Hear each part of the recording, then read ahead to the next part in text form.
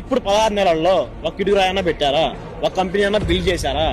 వచ్చిన దగ్గర నుంచి మేము ఆ చెట్లు అవన్నీ కొట్టేయడమే సరిపోతుంది అనేసి అంటున్నారు కదా. అవునబ్బా, విజనరీ అంటే చెట్లు కొట్టడమేనా? దానికి జగన్మోహన్ రెడ్డి కొట్టేస్తాను, నువ్వు కొట్టేయడం ఎందుకు? మా జగన్మోహన్ రెడ్డి విజనరీ కాదు.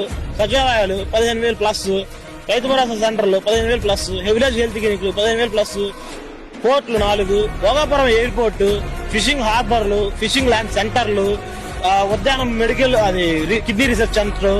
ఒక కొత్త సీఎం పదవిలోకి రావటంగానే కరోనా వచ్చింది, బెంబేలెత్తిపోయాడు. ఎవరికి మైండ్ పనిచేయదు ఆ టైంలో. కొత్త సీఎం అది అని డాక్టర్లు పరుగులు పెట్టించాడా లేదా? సచివాలయంలో ఉండే వ్యవస్థ ఎవరైతే వాలంటీర్లు ఉన్నారో వాళ్ళు పనిచేశారా లేదా? జనాలు చచ్చిపోయే టైంలో ఇట్లాంటి కాపాడాయా లేదా? తర్వాత జగన్మోహన్ రెడ్డికి మిగిలింది ఎన్ని? 3 సంవత్సరాలు. 3 సంవత్సరాల్లోనే గజవాడ 2 ఫ్లైఓవర్లు, బెన్ సర్కిల్లో 2 కంప్లీట్ చేసిన జగనే. కనకదుర్గ ఫ్లైఓవర్ కంప్లీట్ చేసిన జగనే, కట్టిండు కంప్లీట్ చేసిన జగనే. Retaining wall Vizag Siripuram junction లో వరల్డ్ క్లాస్ బిల్డింగ్ ఒకటి కట్టాడు అంటే స్టార్ట్ చేసిన జగనే, పూర్తి చేసిన జగనే. రిషికొండ మీద బిల్డింగ్ కట్టించాలని స్టార్ట్ చేసిన జగనే, కంప్లీట్ చేసిన జగనే. ఇన్ని కట్టించాడు 5 ఏళ్లలో. ఒక ఏమీ విజనరీ లేని సీఎం ఇన్ని కట్టించాడు. విజనరీ ఉన్న నువ్వు ఇట్లాంటి ఎన్ని కట్టియచ్చు?